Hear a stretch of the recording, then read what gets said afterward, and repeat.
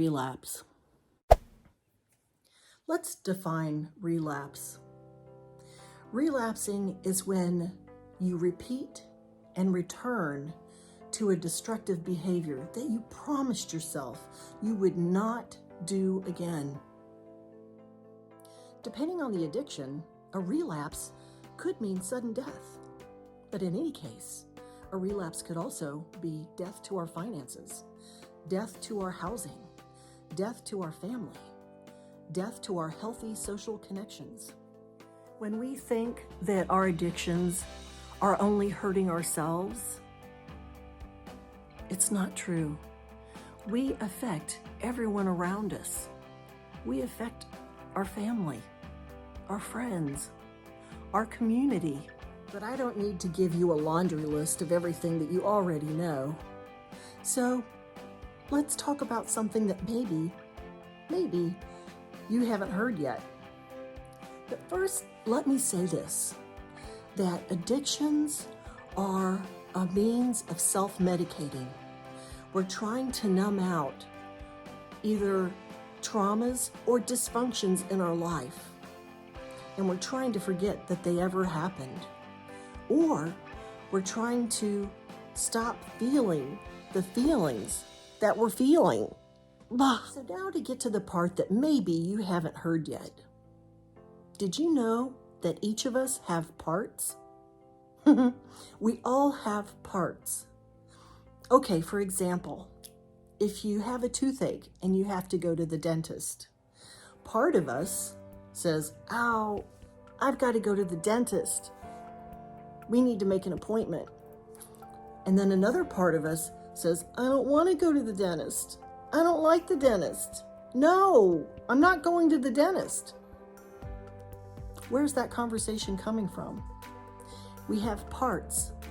Part of us wants and knows that we need to take care of something. It's the adult part. And then the other part is kicking and screaming and saying, no, you can't make me. We all have parts. We all have parts.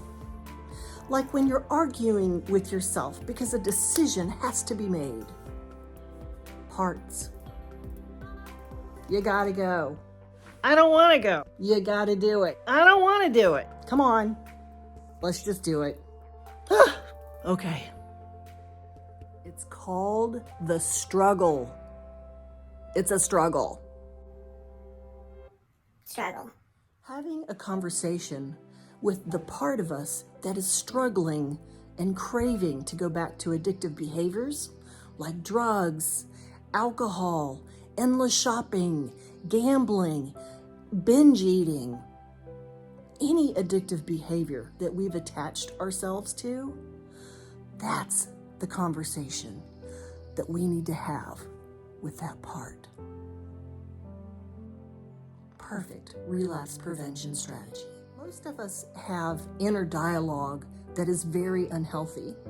And what I'm calling unhealthy is when we take on the voice of maybe an abuser from our past or a bully from our childhood, where we start calling ourselves an idiot or stupid or, fill in the blank. There are so many horrible things that we remember and then we say it back to ourselves in our head. Think about it. You would never talk to another individual the way that you tend to talk to yourself. That inner dialogue has got to change. Why? Because it's those very abuses, those very verbal abuses that drove us, most likely, to an addictive behavior to begin with. So if you are the enemy, if you become the abuser to yourself, what hope do you have of staying clean? We've got to be compassionately curious with ourselves. We need to love ourselves. Now it is story time. Story time with Debbie Doodah. What I'm about to share with you may sound quirky, but that's okay. This may be the very thing that you need to hear today. So stick with me. Story time. I went with a team of people in recovery to speak at a high school. And we were there, the teacher wanted us there to share our story of horribleness of what addiction cost us. Horribleness? The horrors of what the addiction cost us. We spoke to 4 different classes for an hour each class. And we weren't really allowed to talk about how we got out of our addictions because most of us, what that meant was talking about our faith. So we weren't really allowed to go there. So actually what we were doing is just talking about all the trauma of our addictive season of our life. And honestly, we re-traumatized ourselves by sharing our stories that way. It was an overload and a total bummer. By the time that I was driving home from that high school event, I was so triggered. I mean, triggered beyond. It was terrible. It was horrible.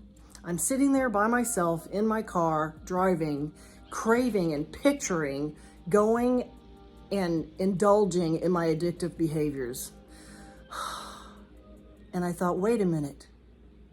I need to talk to that part of me that's craving. So I pretended she was sitting in the passenger seat next to me. I was alone. Who cares, right? So I'm like, okay, I know that you're craving right now. Can you tell me why? Just talk to me.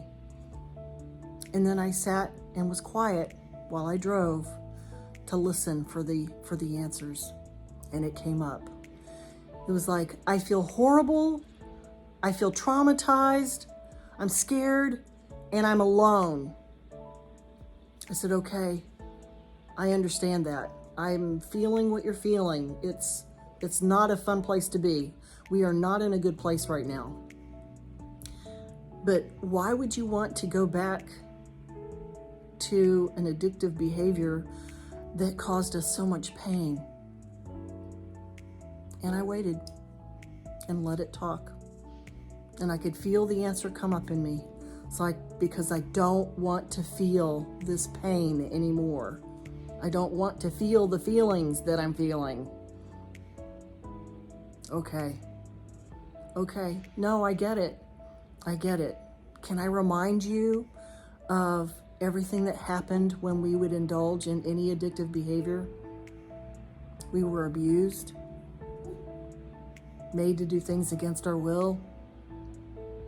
It was horrible, absolutely horrible. Do you remember that? Yeah. So, what if I tell you that we can connect with somebody, talk to them about what we're struggling with right now, and maybe get a hug? I just want you to know that I've got you and that we're going to be okay. You're not alone. I'm here with you. We're going to go find somebody and we'll talk. How's that feel?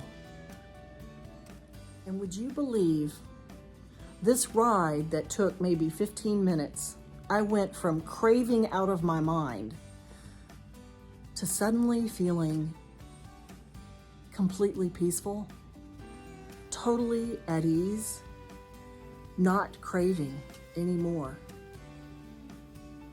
I was able to talk that part of me off the ledge. I gained inner peace.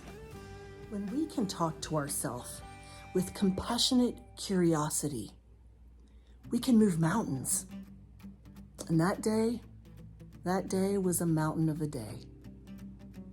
Our inner dialogue, the way we communicate with ourselves, is so important. And here's the cool part. Although the injured parts of me are from my past, they represent my childhood, I'm able to reparent that part of me and help her to grow up so that all of me can show up as the adult that I really am. My friends, I tell you this, we can all get better by just being kind to ourselves. So once again, thanks for tuning in.